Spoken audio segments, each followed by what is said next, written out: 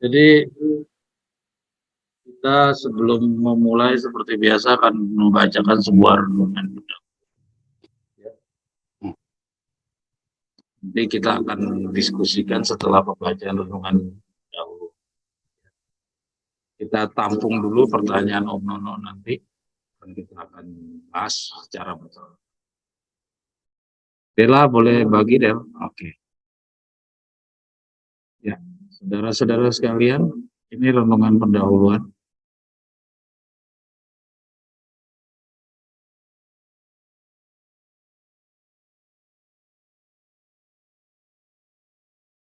Ya. Materi diskusi kita pada kesempatan ini melanjutkan pembelajaran kita tentang peraturan pelaksanaan. Beberapa minggu yang lalu, 2 minggu yang lalu ya, kita juga sudah belajar dari pelajaran tentang diri sendiri, ya, pelajaran tentang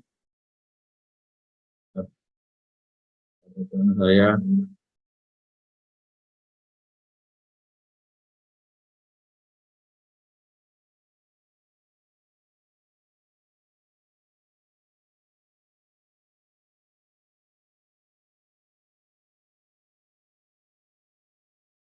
yang lalu tuh 22 April, ya.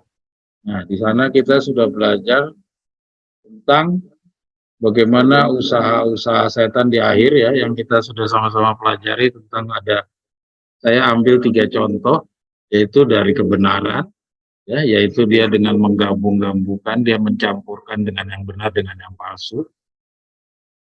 Juga dia dipengaruhi dengan keluarga, ya. Terus yang ketiga dari dirinya sendiri. Ya, itu kita perdalam lagi dengan pelajaran tentang diri sendiri. Salah satunya adalah yang seperti tadi Om Nono katakan, jangan membuat maaf-maaf terhadap semua pelanggaran-pelanggaran kita. Kita sering mencari maaf-maaf, mencari pengecualian-pengecualian, tapi kan begini, tapi kan begitu, ya, saya kan begini, saya kan begitu. Nah, itu kan sering kita ciptakan di dalam praktek pengalaman beragama kita. Nah, itu salah satunya adalah sebagai satu contoh kehadirannya setan di dalam diri kita. Kita selalu meminta suatu pengecualian terhadap pelanggaran-pelanggaran kita. Masing-masing kita pasti punya pengalaman tersebut, tidak terkecuali. Sering kali kita lakukan seperti itu karena apa? Kita menyayangi diri kita. Karena kita mau tetap semua kesayangan-kesayangan kita, dosa-dosa kesayangan kita, tetap masih bisa kita pertahankan. Jadi kita buat atau kita ciptakan suatu pengecualian kepada Tuhan. Tuhan, tapi kan saya begini Tuhan. Saya kan udah tua Tuhan. Saya kan ada di negara yang begini Tuhan. Itu banyak pengecualian yang kita sering ciptakan. Masing-masing kita punya masalah sendiri. Kita tidak bisa mengukur orang lain dengan ukuran kita. Ya, nah itu yang kita sudah pelajari. Nah, terus juga kemarin ada tentang 3 pencobaan setan di padang belantara dan cinta diri dan ketamakan. Ya. Itu yang kita baca dari cerita orang yang kaya yang datang kepada Yesus. Ya, ternyata sampai di akhir dia tidak berhasil menjadi muridnya Yesus karena dia kira semuanya dia sudah lakukan. Hanya saja masalah harta kekayaannya yang dia tidak rela untuk dia tinggalkan. Bisa dibayangkan, bisa dipikirkan, ya, bahwa orang yang sudah mengumpulkan harta kekayaan dengan keringat, bersusah payah, dan pada akhirnya dia sudah mencapai, misalkan puluhan tahun dia membangun suatu penghasil pendapatannya dia, terus pada akhirnya Tuhan suruh tinggalkan semuanya, jual harta kekayaannya, kasih kepada orang-orang miskin. Kira-kira ada yang kuat nggak untuk melakukan itu? Ya.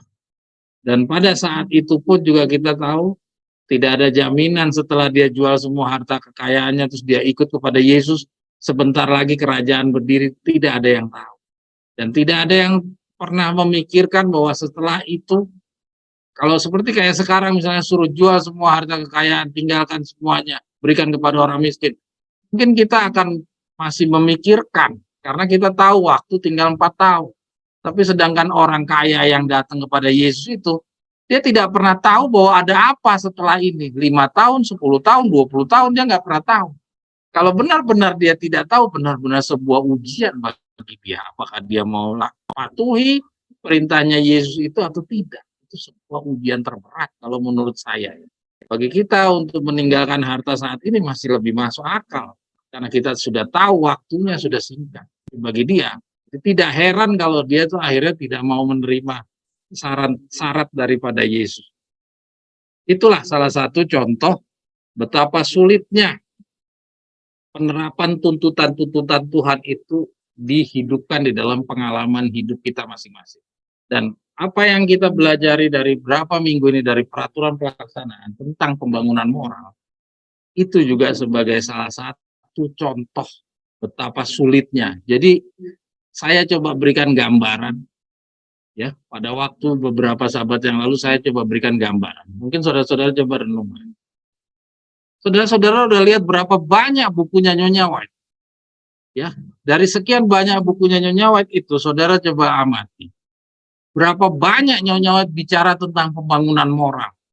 Dan berapa banyak yang Nyonya White berbicara tentang hal-hal yang akan datang. Kita sudah ingat gambar profil tentang umat Allah. Ya, umat Allah berbicara tentang sejarah, tentang syariat-syariat, ya, tentang akhir zaman, hal-hal yang akan datang. Kita coba lihat persentase dari tulisan-tulisan Nyonya White, berapa banyak yang dia bicara tentang pembangunan moral. Ya, saudara udah buka websitenya Nyonya White, betapa banyaknya tentang pembangunan moral. Ya, persentasenya mendominasi semua tulisan Nyonya White. Nah, sekarang kita coba bandingkan dengan Victor Houteff. Sedikit sekali bukunya Victor Houteff. Dan Victor Houteff di dalam bukunya itu pun, dari buku yang sedikit itu pun Victor Houteff membaginya antara hal-hal yang akan datang dan pembangunan moral. Dan pembangunan moral sebagian besar Victor Houteff ambil dari tulisan-tulisan Ellen G. White. Jadi artinya pembangunan moral ini benar-benar Tuhan percayakan untuk diberikan kepada kita melalui tulisan-tulisan Ellen G. Jadi kenapa pembangunan moral ini menjadi sesuatu tulisan yang sedemikian mendominasi? Ya. Saudara bisa bayangkan karena ini adalah suatu pertarungan hidup mati bagi masing-masing individu. Sedangkan hal-hal yang akan datang tidak terlalu banyak, ya. Dan itu akan lebih tipis lagi hal-hal yang akan datang, ya. Apabila apa yang membuat hal-hal yang akan datang itu jadi agak banyak di tulisannya Nyonya White, padahal sebenarnya harusnya lebih tipis. Kenapa? Karena ada orang jahat. Karena ada orang jahat, jadi hal-hal yang akan datang itu disajikan dengan perumpamaan-perumpamaan dengan nubuatan-nubuatan. Tapi kalau tidak ada orang jahat itu sangat sedikit mungkin petunjuk-petunjuk yang disampaikan tentang hal-hal yang akan datang. Tapi pembangunan moral ini tetap terbanyak. Karena apa? Karena musuh kita bukan orang lain. Musuh kita adalah diri kita sendiri. Ya. Mari kita lanjutkan kepada renungan pendahuluan ini. Kita telah menerima berkat dari Allah. Tetapi kita tidak boleh berhenti di sini. Ya. Jadi kita ini semuanya yang berkumpul di dalam kelompok ini sudah menerima berkat dari Allah. Tetapi diingatkan tidak boleh berhenti di sini. Kita harus mendapatkan lebih banyak dan lebih banyak lagi terang ilahi dari cahaya surga. Ya. Jadi diingatkan sama Nyonya White, jangan berhenti. Kita harus beranjak lebih banyak dan lebih banyak lagi terang ilahi dari cahaya surga. Adakah Nyonya White membatasi lebih banyaknya itu sampai tahun sekian saja, sampai batas sekian? Tidak ada.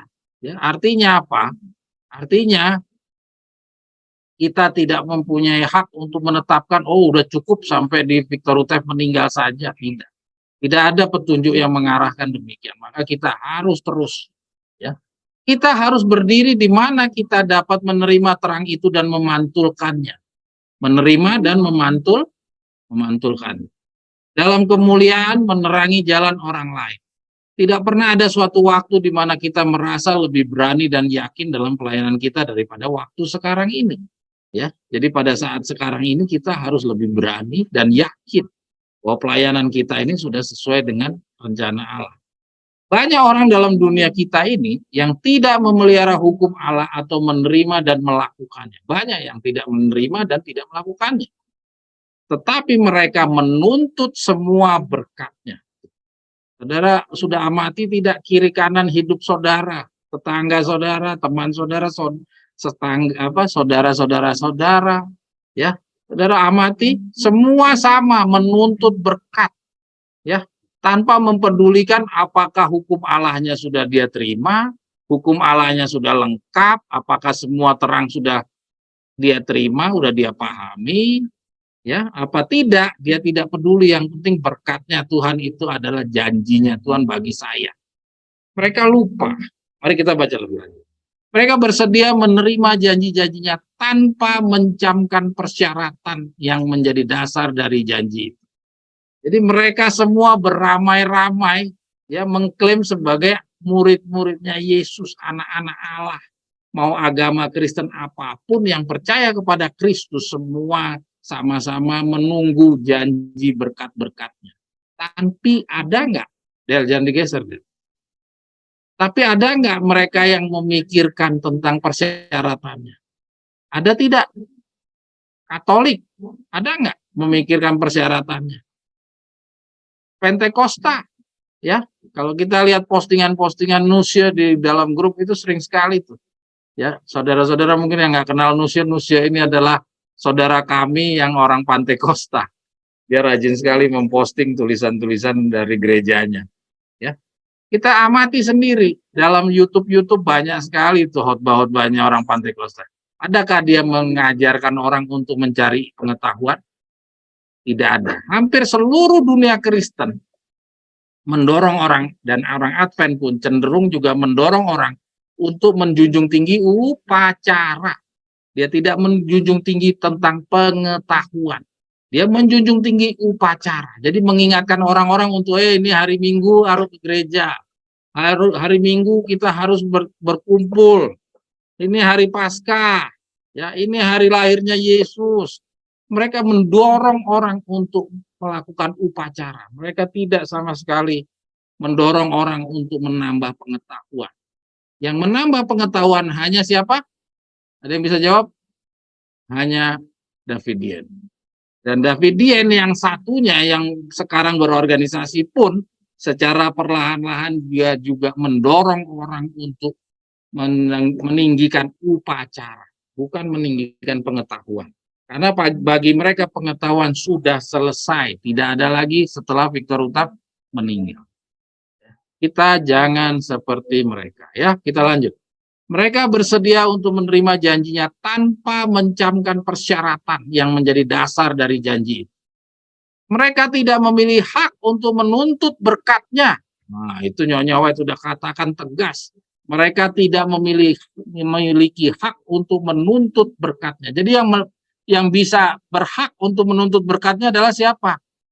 Adalah mereka yang mencamkan persyaratannya. Nah, jadi kalau kita benar-benar memperdulikan persyaratannya, maka kita berhak untuk meminta, menuntut berkat-berkat janji-janji yang sudah Tuhan sampaikan di dalam Alkitab kepada umat-umatnya. Ya. Janji itu diberikan kepada semua, tapi hanya kepada orang yang memenuhi persyaratan yang Tuhan berikan hak untuk meminta. Oke, lanjut Dela. Jadi ini tulisan yang pertama ini sangat penting, saudara. Jangan pernah lupa bahwa setiap janji Tuhan menuntut persyaratannya terpenuhi. Jadi kalau kita berdoa, ingat persyaratan kita sudah terpenuhi atau tidak. Kalau kita belum terpenuhi, jangan kita nuntut di dalam doa kita.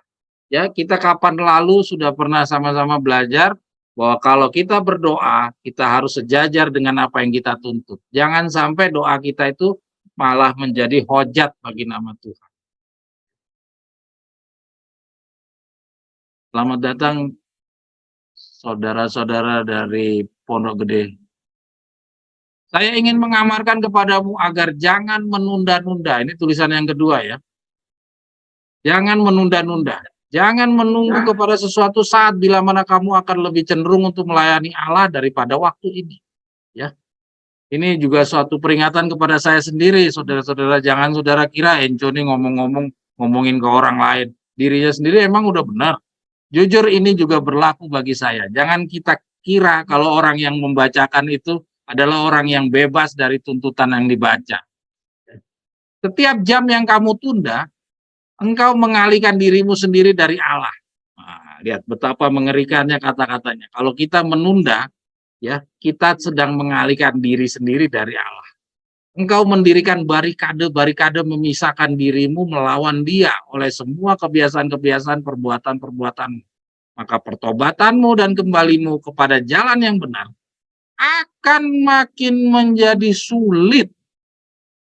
Ya. Nah, jadi kalau kita terus saja nanti, ya akhirnya tambah susah, tambah susah, tambah susah, tambah susah. Benar tidak? Itu pengalaman yang kita hadapi sendiri. Kalau kita tunda nanti dulu, nanti dulu, nanti dulu. Akhirnya jadi sulit tidak? Benar. Dalam segala apapun, bukan hanya dalam beragama, dalam kehidupan sehari-hari, melakukan sesuatu, ya. Itu pun juga kalau kita tunda-tunda, akhirnya tambah lama tambah susah. Misalkan kayak kita makan, nanti dulu lah. Dokter melarang saya makan A. Dokter ini kelebihan. Saya nggak apa-apalah sedikit. Tunda lagi. Benar-benar akhirnya lama-lama susah. Ya, ketemu dokter diomel-omelin, dimarah-marahin. Bapak udah tinggalin belum? Ibu udah ninggalin belum? Belum. Udah Pak, dikit. Nah ini kok buktinya tekanan darahnya masih segini aja, ini pasti belum. Iya belum. Ya, itu dalam hal sehari-hari aja kita harus sadari bahwa kalau yang namanya menunda-nunda, itu akhirnya makin tambah sulit. Apalagi di dalam kebenaran ada roh yang ikut serta menghalang-halangi kita untuk menjadi orang-orang yang penurut, pelaku-pelaku firman. Ya, kita lanjut. Kiranya Allah menolong orang murtad dan orang berdosa agar supaya tidak lagi mereka tetap di dalam ikatan yang sedang dipasang mengelilingi mereka oleh si jahat itu. Ya, ingat ada pihak lain di luar kita. Jadi kalau kita melawan diri kita aja udah susah, ada pihak lagi yang lain yang ikut serta menghalangi usaha kita. Janganlah lagi menunggu dengan berbagai alasan, jangan cari-cari alasan. Ya, jangan buat-buatlah, aduh Tuhan, saya kan begini, saya begitu. Jangan lagi mempertimbangkan kemungkinan-kemungkinan. Ya, ini salah satu juga Om Nono menjawaban kepada pertanyaan Om Nono. Ya, kalau kita menciptakan maaf-maaf, ya artinya itu tuh kita menuntut Tuhan untuk merubah aturannya. Apakah mungkin Tuhan mau merubah aturannya? Nggak mungkin. Adakah kemungkinan Tuhan mengurangi persyaratannya? Kan tidak mungkin. Kita yang harus patuh sama Tuhan. Jadi kalau kita kaitkan, mungkin mohon maaf ya Om Nono, kalau Om Nono kaitkan dengan doa Bapak kami, maafkanlah kami hari ini, janganlah membawa kami ke dalam pencobaan, melainkan lepaskan kami dari segala yang jahat. Ya. Kita memohon maaf itu dalam kapasitas yang sesuai dengan pembenaran oleh iman. Jadi artinya kita sudah bertobat, baru Tuhan akan mengampuni semua permohonan maaf kita. Tapi kalau kita melakukan permohonan maaf tapi tidak berdasarkan proses pembenaran oleh iman, tidak ada proses pertobatan, ya, semerah kermisi apapun dosamu akan diputihkan seperti salju apabila kamu mau menurut. Jadi menurut itu adalah pertobatan.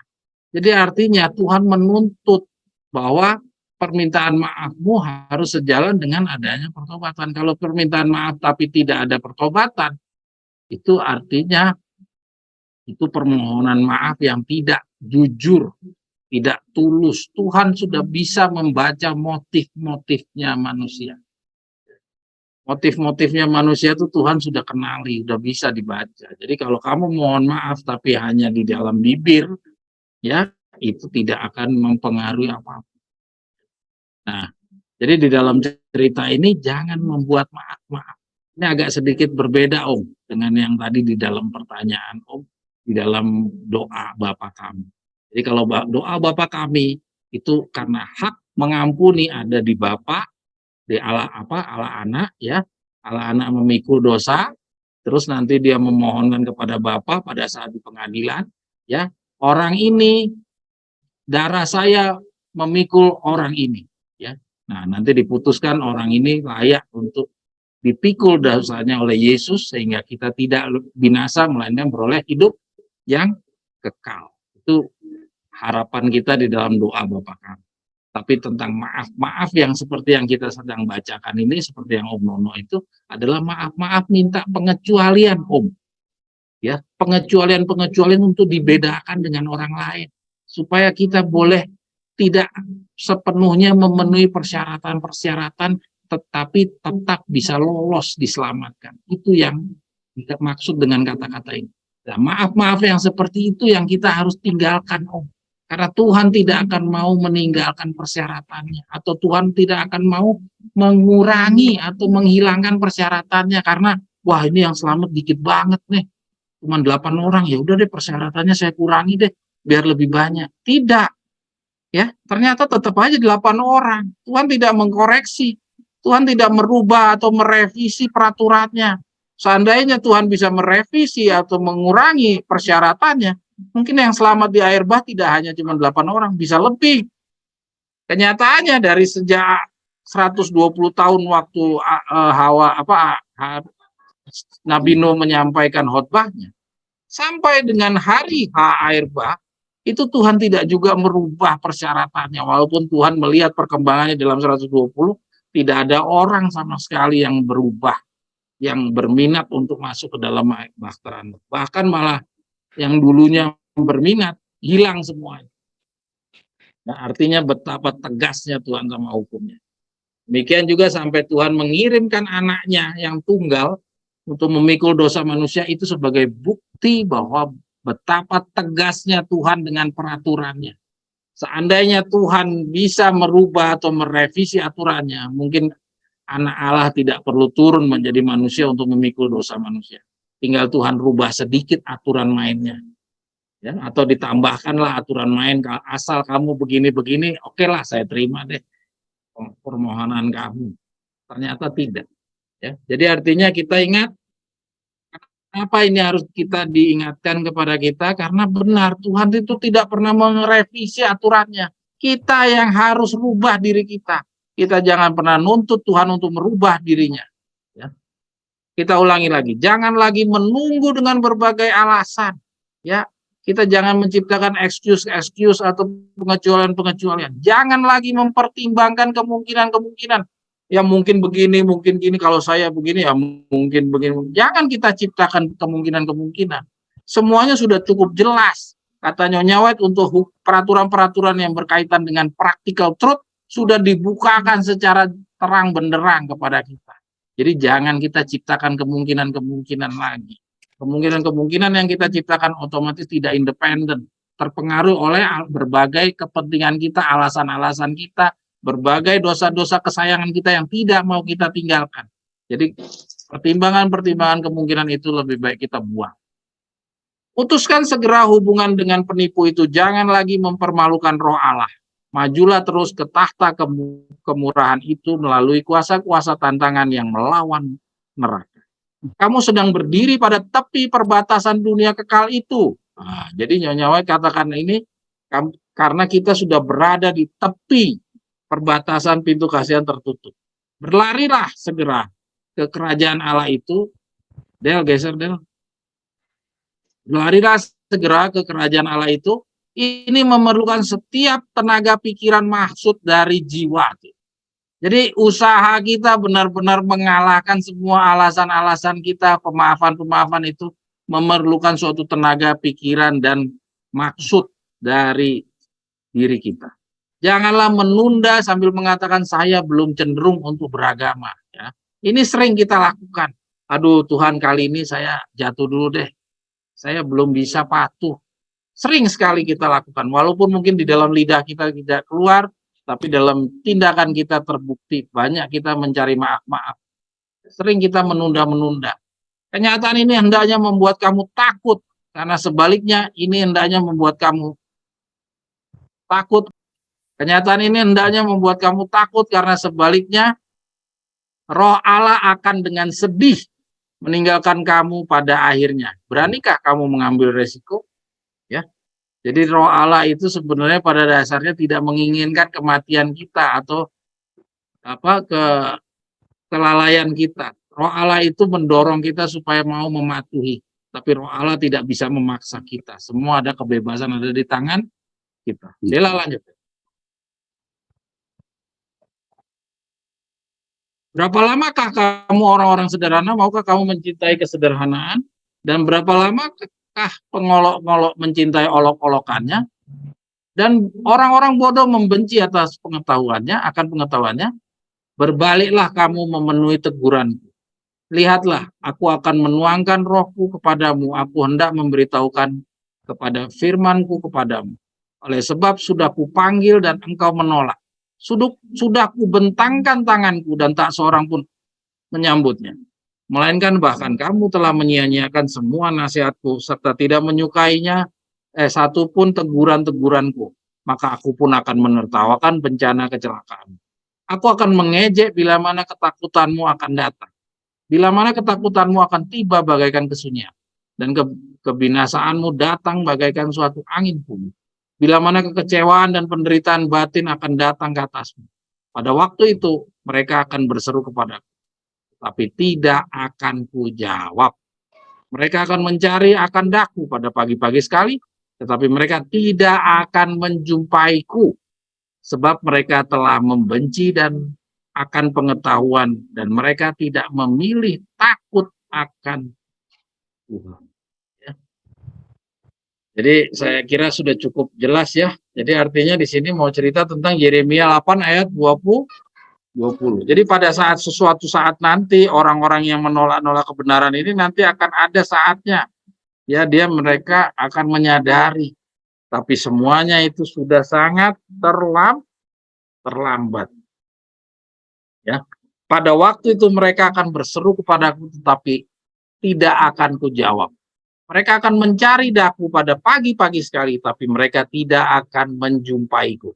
Ya, ini artinya sama dengan Yeremia 8 ayat 20, kertak gigi. Ya, karena pada saat sekarang kalau ada orang mau nyari kebenaran, ya tidak ada yang menutup pintu, semuanya akan buka pintu. Tapi ini peristiwa ini otomatis bicara nanti pada saat pintu kasihan udah ditutup atau Bahtera Nuh itu sudah ditutup. Ya, kita lanjut.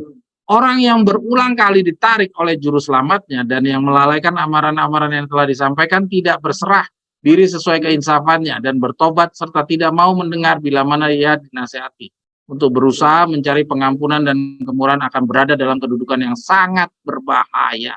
Ya. Jadi sangat berbahaya. Yesus sedang memanggil dia, Roh sedang menggunakan kuasanya ke atas dia sambil menganjurkan kepadanya untuk menyerahkan kemauannya kepada kemauan Allah.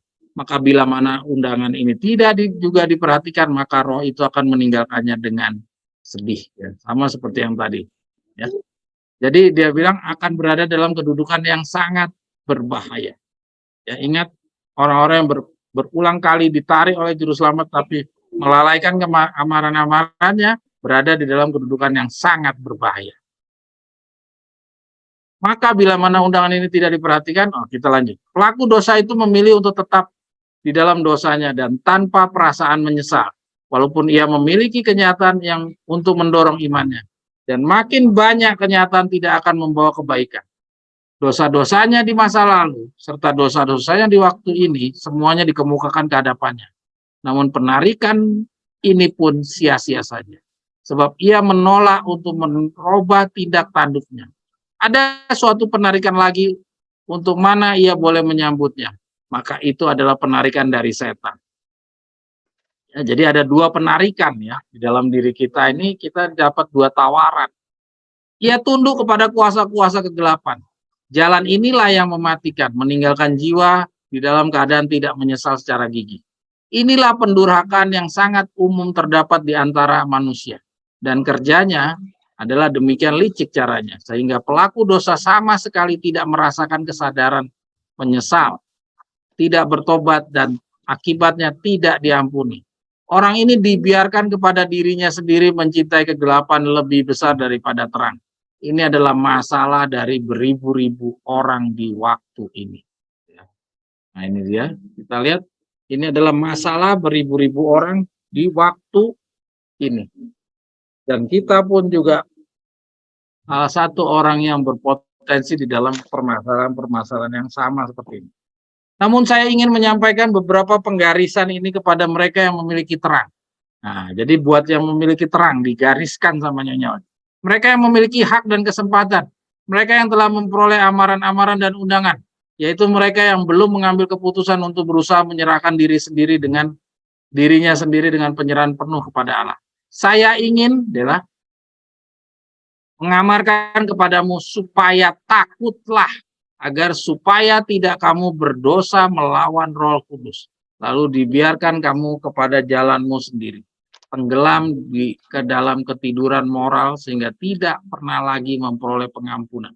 Mengapa kau membiarkan dirimu lebih lama lagi dididik pada sekolahnya setan dan mengikuti jalan kehidupan yang tidak akan memungkinkan untuk bertobat dan reformasi?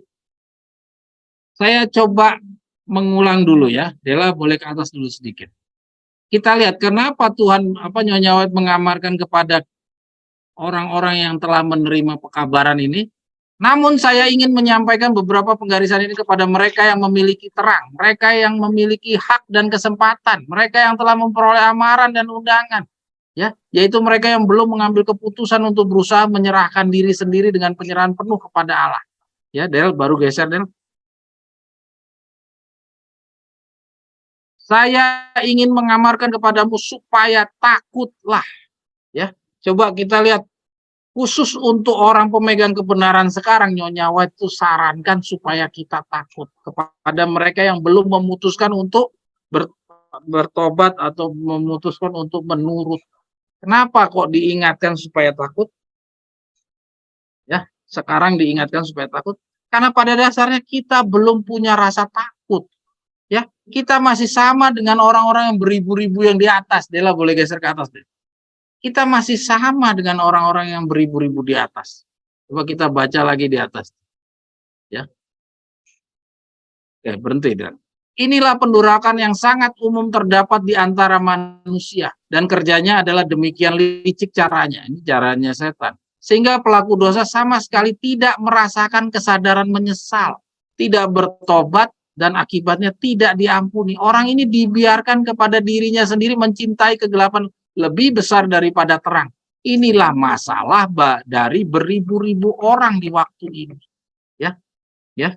Jadi kita kenapa Nyonya White suruh kita harus takut, walaupun kita sudah menerima kebenaran, tapi kita belum menghidupkannya. Kenapa?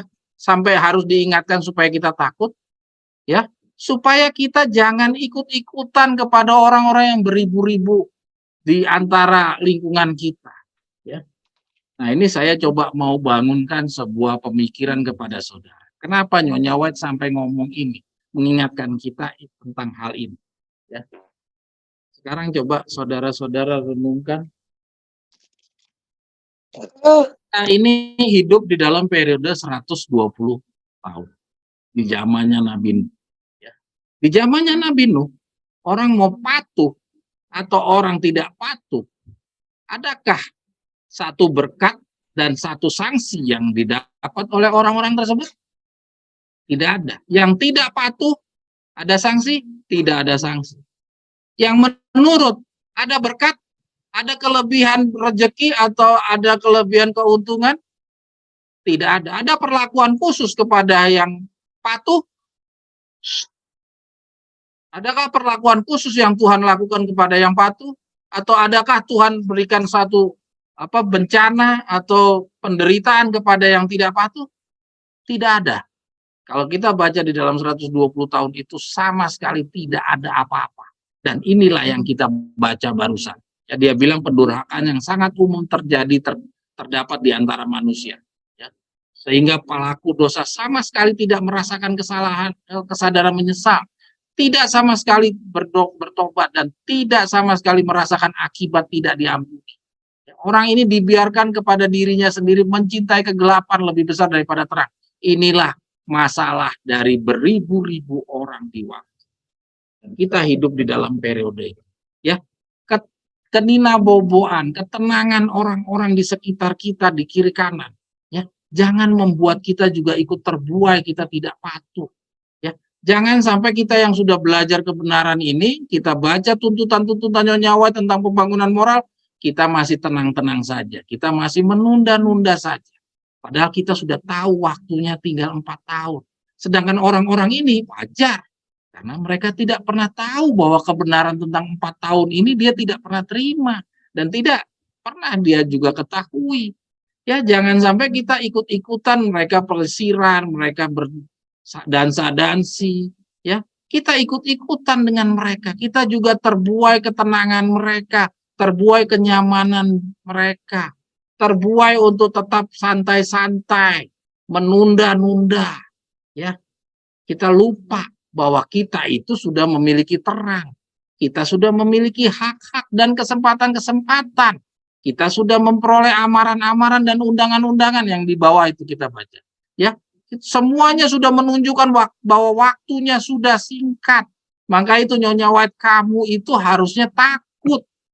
Ya, nah ini kenapa saya ngajak saudara membaca kembali renungan doa ini, renungan pendahuluan ini, karena kita rata-rata, saya juga memandang diri saya sendiri. Kok saya ini kayaknya tenang-tenang saja ya, saya kok nggak ada kekhawatiran ya. Setelah saya baca Nyonya White, saya tutup bukunya, saya kembali lagi seperti diri saya yang kemarin. Saya tidak melakukan perubahan apa-apa. Padahal harusnya setelah baca Nyonya White, saya punya kengerian. Saya harus punya kekhawatiran, saya harus punya ketakutan. Wah, ini harus saya rubah nih. Saya nggak boleh lagi begini. Tapi enggak. Setelah kita baca bukunya tutup, ya kita lupa. Sama seperti Petrus. 1 detik sebelumnya dia bilang, siapakah aku? Kamu adalah anak Allah. Wah, itu yang memimpin kamu bicara itu adalah roh Allah. Tapi 1 detik kemudian roh setan bisa hinggap di dalam diri Petrus. Nah, kita juga demikian. Mungkin pada saat kita baca tulisannya Nyonya White, roh Allah yang membimbing kita. Tapi setelah bukunya kita tutup, bisa saja roh setan tiba-tiba masuk ke dalam diri kita, membuat kita lupa dengan apa yang barusan kita baca. Sehingga sama halnya dengan beribu-ribu orang di waktu ini, semuanya dalam kondisi yang tenang.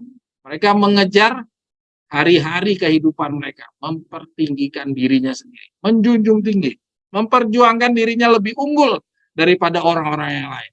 Ya tidak. Hampir kita melakukan hal yang sama. Berusaha menyenangkan diri, mengejar cita-cita, mengejar impian-impian. Hampir di antara kita setelah menerima kebenaran masih juga demikian. Dan saya juga salah satu orang yang seperti itu. Sedih sekali. Aduh, sedih sekali. Oke, lanjut. Inilah.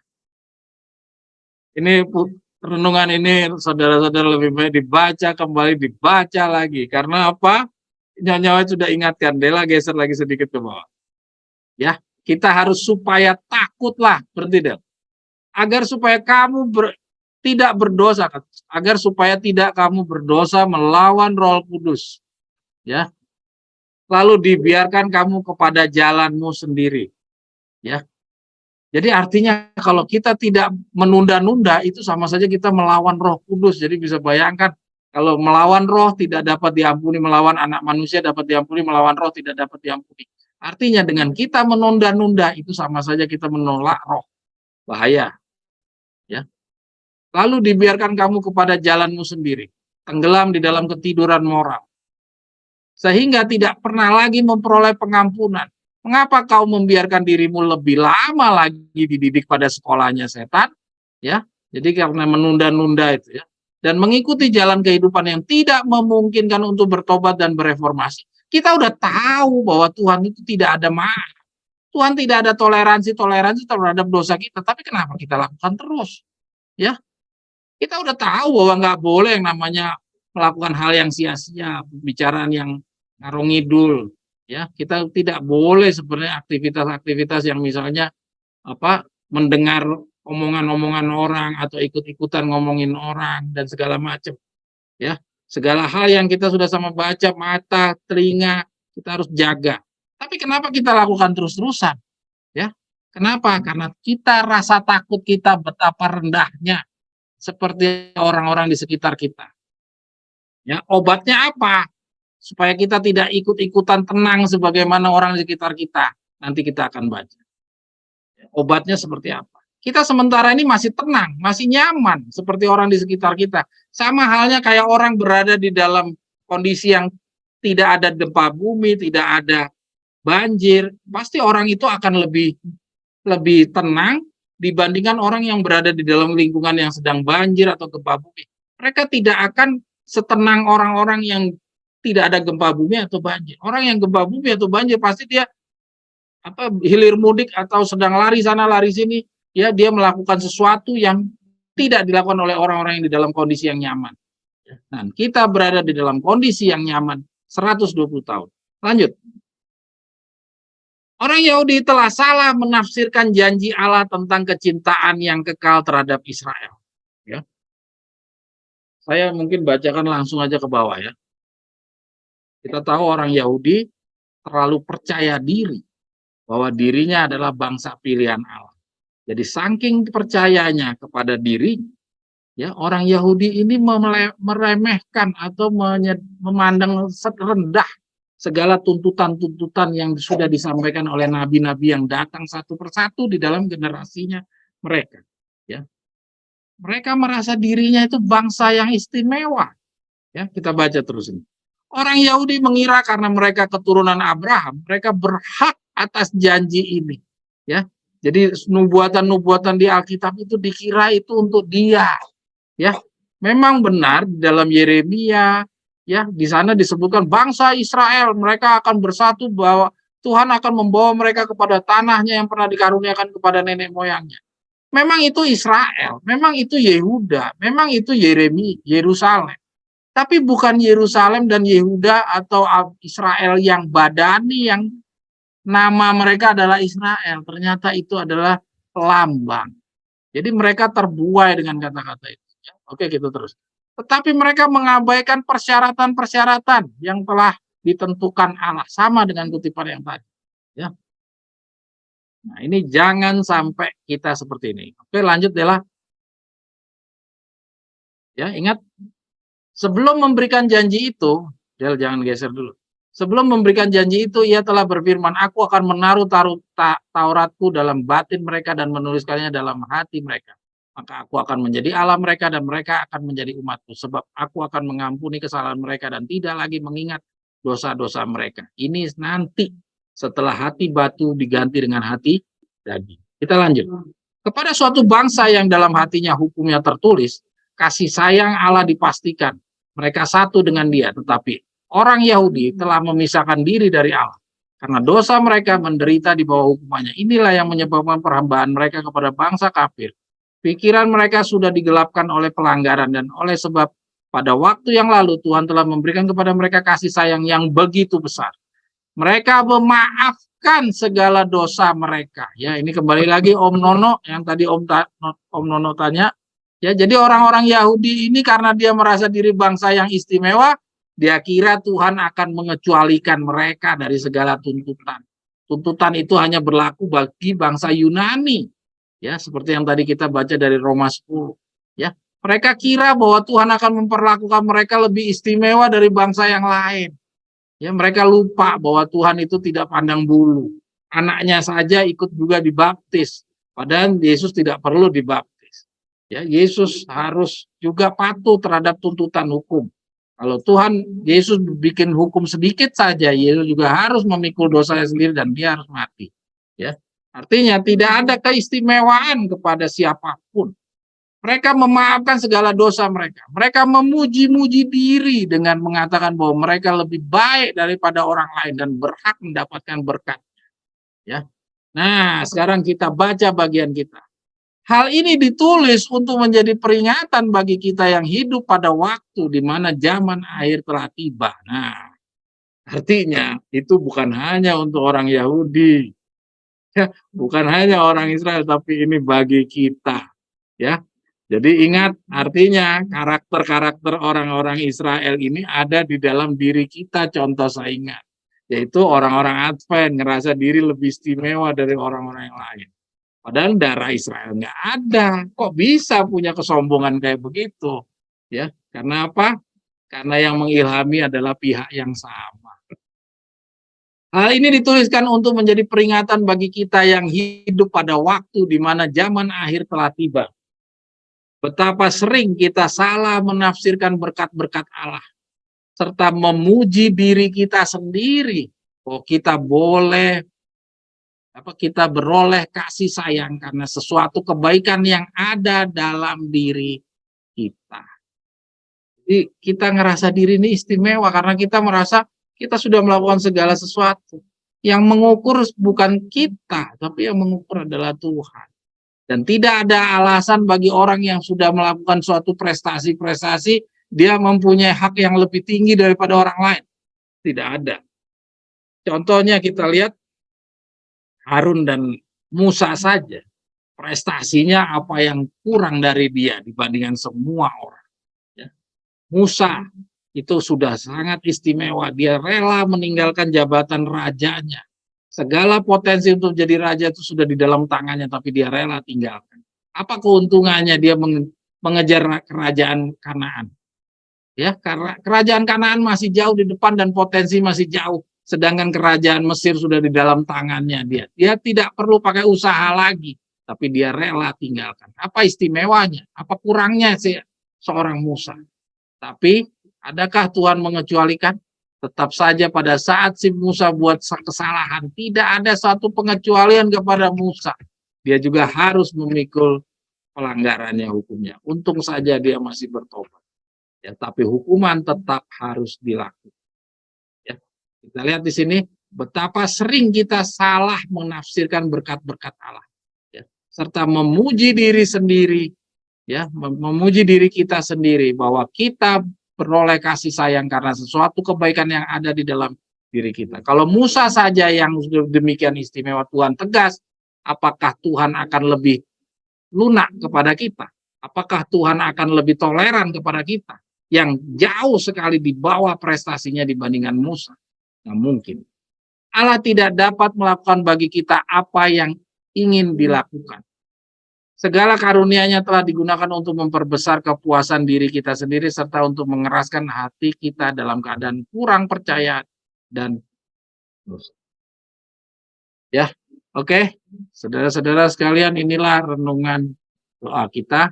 Kita ingat, jangan mencari-cari pemaafan, jangan menilai bahwa diri kita ini lebih istimewa dari orang lain. Jangan kita mengira bahwa kebenaran ini datang dari kebenaran Indonesia ini datang dari rumah pekayon, dari keluarga. Jadi kita mempunyai nilai lebih tinggi daripada orang lain. Jangan kita menilai demikian. Tuntutan Tuhan tidak pernah dikurang-kurangi, tidak pernah ditawar-tawar. Tidak pernah Tuhan membeda-bedakan orang yang ini lebih istimewa daripada orang yang lain. Oke? Kira-kira mungkin terjawab ya Om Nono untuk hal mencari maaf-maaf, mencari pengecualian-pengecualian. Jadi kalau soal di dalam doa Bapa kami, ya, itu adalah bagian daripada tuntutan pembenaran oleh iman. Memang semerah kermisi dosamu akan putih seperti salju, asal kamu menurut. Kita harus tunjukkan dulu di dalam penurutan. Kita tunjukkan dulu di dalam pertobatan.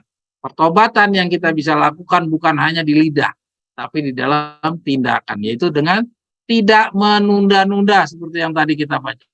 Kita harus sudah melakukan meninggalkan semua pribadi-pribadi kita. Ya, kira-kira demikian Om Nono. Ini yang baru yang pertama. Terus yang mengenai yang tadi, yang kedua, kita harus tetap di kota. Jadi bagaimana? Ya, nah nanti di dalam pembelajaran nanti yang kita akan sama-sama ikuti, nanti biar Nyonya White yang jawab Om, jangan saya yang jawab. Oke, Dela. Kita lanjut. Ada yang mau komentar dulu?